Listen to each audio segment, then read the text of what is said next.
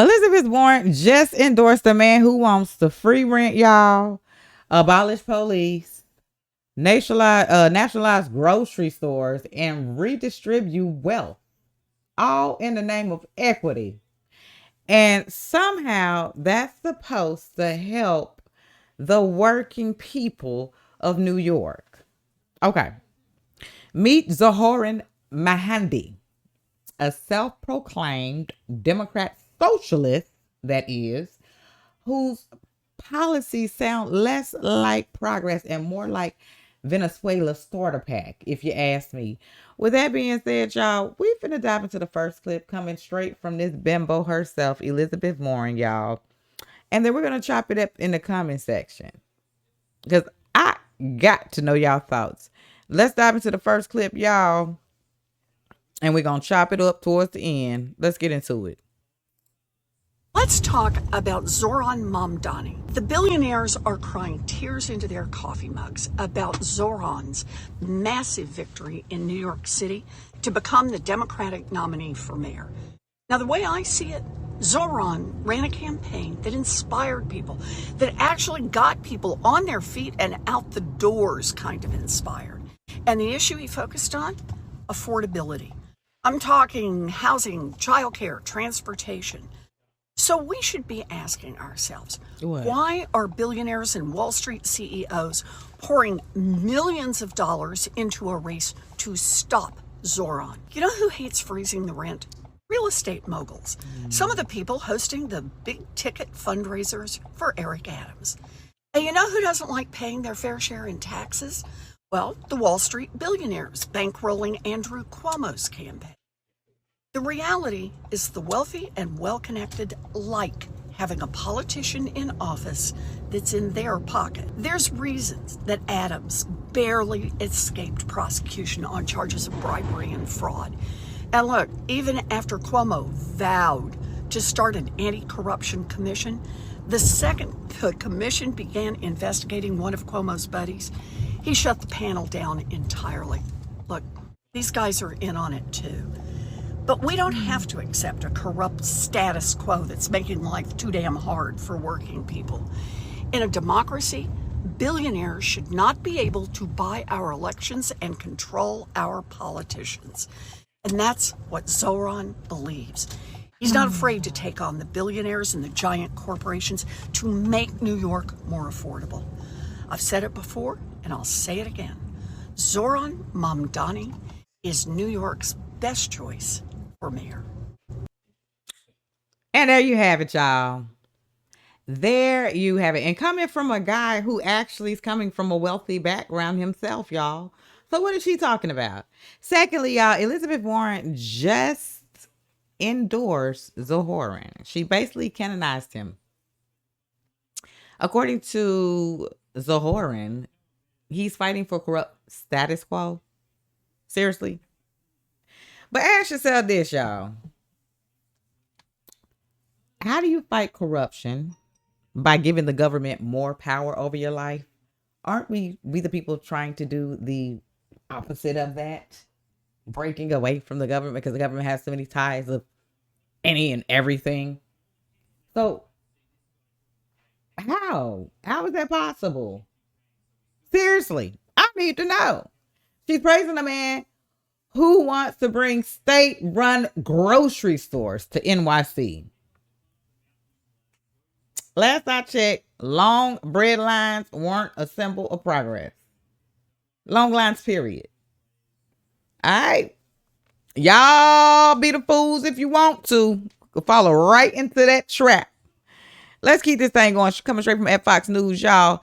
Send Elizabeth Warren endorses the Zohran. So we already discovered that this bimbo didn't endorse them. A lot of the Democrats are, because they're into, all the socialism and all of the above, programming people and running the country, controlling what you eat, how you sleep, where you lay, where you pay, how much you're paying. They want all assets, all control. Something that we the people voted to go against. Hell, let us be free. Okay? With that being said, y'all got a problem on y'all hands, okay? Let's dive into this clip, y'all. Let's go. Progressive social Is this what the party would look like? Yes. You bet. The Democratic Party needs to stand up and be clear. We are the party that fights for affordability for working families. That means child care. That means housing. It means health care. It means making this country work better for the working people who make this country work. All right, last question. I get a little excited about this. Okay. No, you hit a few things. Is this what the party would look like? She didn't hit some stuff, hit a few things. Somebody get excited about this now. You didn't. You probably on the tranquilizer that they put on Hillary tail. That's probably what she on. Mental institution, y'all missing y'all person today. Come get her. Here she is on the podium talking crazy with the eyes buck wide. Anywho, y'all, I'm so sick of these folks. I don't know about y'all. Democratic socialism.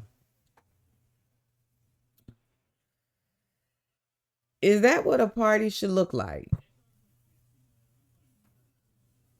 Warren didn't hesitate. Yes, you bet. I wonder why. Let that sink in. Let it sink in.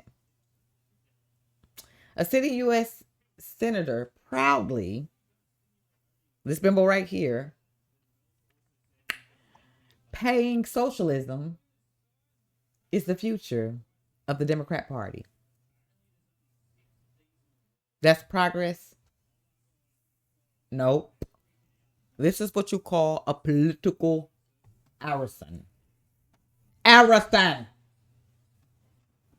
Y'all, let's keep this thing going because we can't make this up. And you know one thing about Queen Bee is Queen Bee gonna dig. I'm gonna try to find out, who is this guy that's trying to run mayor for New York? Why are the Democrats going so hard for this man? You get what I'm saying? Anytime a Democrat is going hard for a person, once again, they got another pawn they can use to get themselves right back in the dough. That's what they doing. This is another pawn. Okay? Let's dive into the next clip, y'all, because I can't make this issue up. Coming straight from Patriot Oses on X. Let's get into it. Who wants to talk about affordability and make New York City more affordable for families. Andrew Cuomo is spending his campaign evidently out just grabbing up as much money as he can from millionaires and billionaires who are unhappy that someone is a mayoral candidate in New York City and didn't start by bending a knee to the billionaires to say what would make your life better. Instead, this is a man who ran for mayor of New York City by saying what will make New York City work better for working people. That's what this campaign is all about. And when Andrew Cuomo is shocked to discover that's actually what New Yorkers want, and that he thinks the right response is get me some billionaires to put some money in to put a stop to that, that says a lot about Andrew Cuomo and who he thinks New York City should work for. So anybody who thinks New York City should work only for the billionaires probably should go with Andrew Cuomo. But anybody who thinks it should work for the people of New York City who are here doing the work every day, for the families who want to live in this city and be able to afford housing and child care, anyone who thinks that the role of the mayor is to make life work better for working people should be here with Zohran. Come on. That's now. Why I'm here. Girl, shut up. You want a piece of the pie. That's why y'all there. Democrats ain't gonna make a move, y'all, unless it benefits themselves. Keep that in mind. He's a pawn. Okay? A pawn for this party. With that being said, oh look, a cozy union, a photo op with Zohran and Warren O'Tide as telling the middle class people, Yorkers, that billionaires are the enemy, while being funded by elite donors who live in gated communities. They're not fighting for the poor. They're fighting to create a new political class. Pay attention, folks. They not fighting for y'all.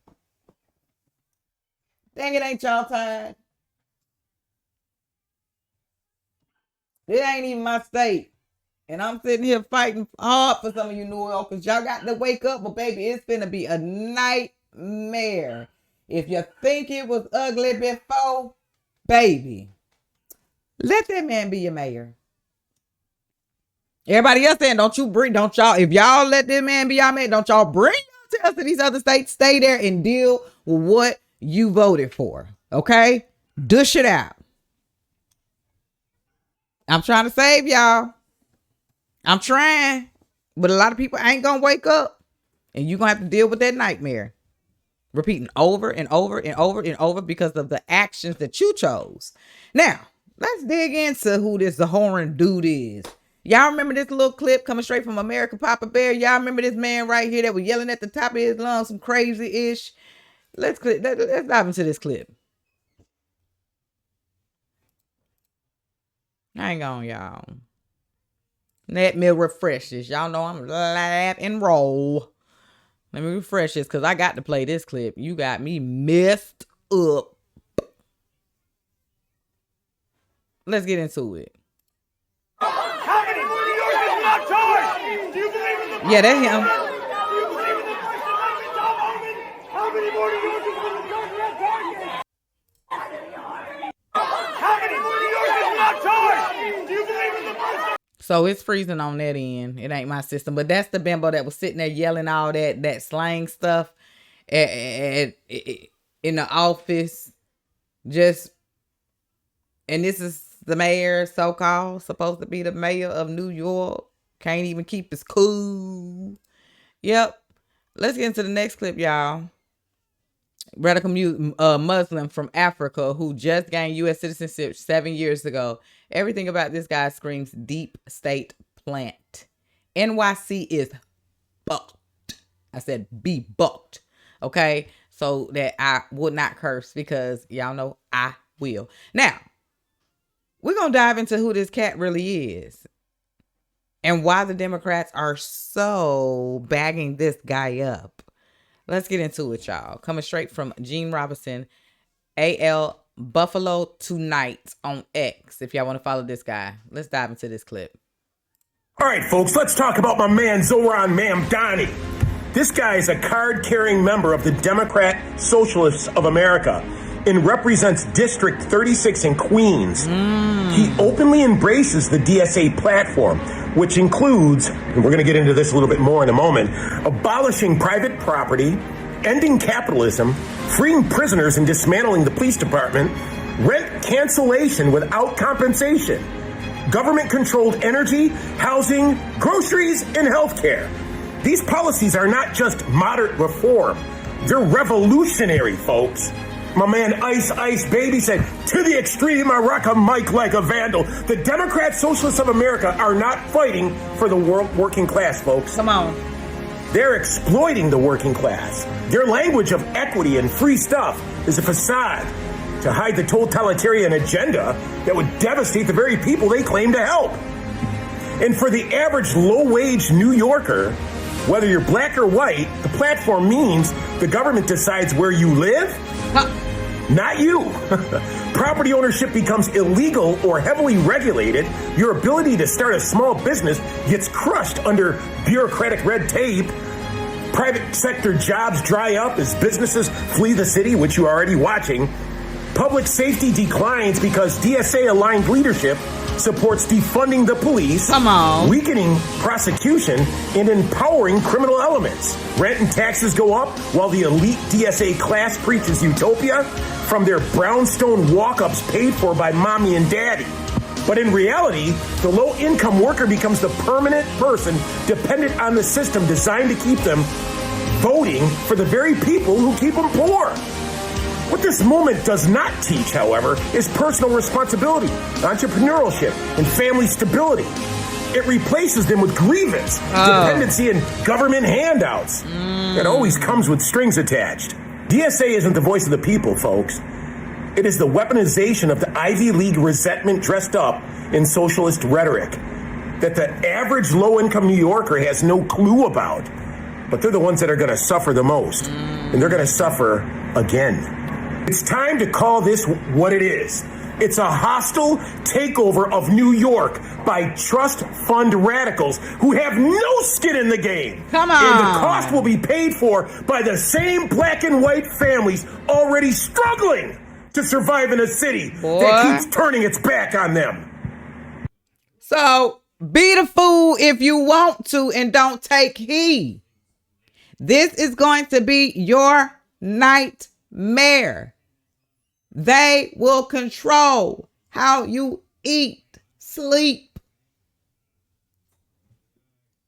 businesses, grocery stores, all of the above.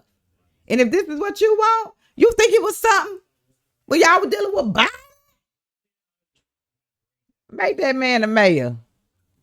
I will get on here too about my laugh, and I will get on here and I'm gonna laugh. And if y'all make this man y'all mayor, I ain't finna feel sorry for now none of y'all, because this is me telling right now. I told your dumb selves so. Think smarter, not harder. Y'all think it was something on the Biden. Y'all got another thing coming. Let's dive into the last, and it's not even a clip, y'all. It is pretty much a rundown on who the father is of this man that is running in the background.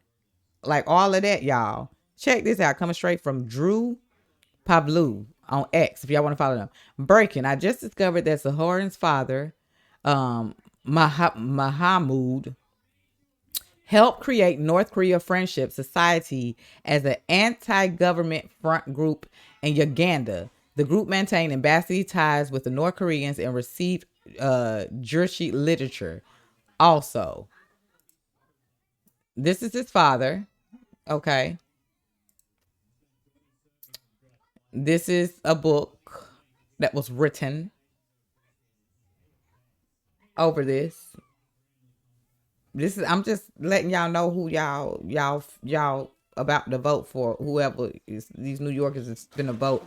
Because a lot of people do stand for wanting to be controlled and stuff like that. Gotta be careful. Y'all got the power. Government forces organization recruited in Uganda. Youth was through the Uganda North Korea Friendship Society. Mamdani,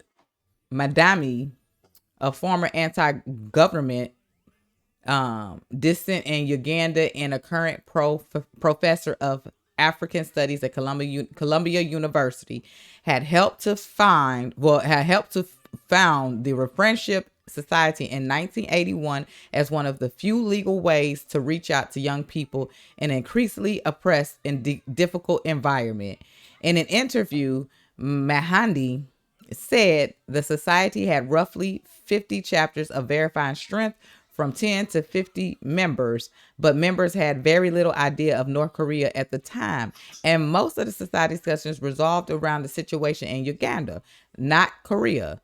Mamdani said there were embassy levels of interactions, which the North Koreans limited the provision of literature. The North Koreans made juicy literature available to the society. The North Koreans had no knowledge that their friendship society was being used as a space of resistance against the Obote government, which they supported with arms and military training assistance. Mamdani explains North Koreans were woefully ignorant of domestic situation in Uganda. They also had very little idea of the actual work of society, since it happened individually chapters throughout the country. Mamdani stated that North Korea did not support any kind of struggle against Obote. Their support was limited to general expression of anti-imperialism. There was no question of training or arms. This was a group limited to study and the economic activity. Okay. So, y'all, what the fuck? This is why you just gotta research, do your homework, and find this type of ish out. This is how you find out who to vote for and who not. Now, if y'all want that socialism, community, all that other crap, go for it. Just don't be coming to our state, Because Queen Bee and we the people done told y'all so. Here's the warning. Here. Do what you want to do with it. Go research your stuff. Don't take it from me, myself. Go do it yourself. Okay? It's free. It costs nothing to go look this ish up on who y'all about to put in place. Crazy work, y'all. Got to do better. With that being said, y'all, like I stated, do what y'all want to do with this information. Don't take it from me. Go research it yourself. I appreciate y'all for tuning in, kicking it with your girl. Until the next reaction, y'all, drop them thoughts in the comment section. Let's talk.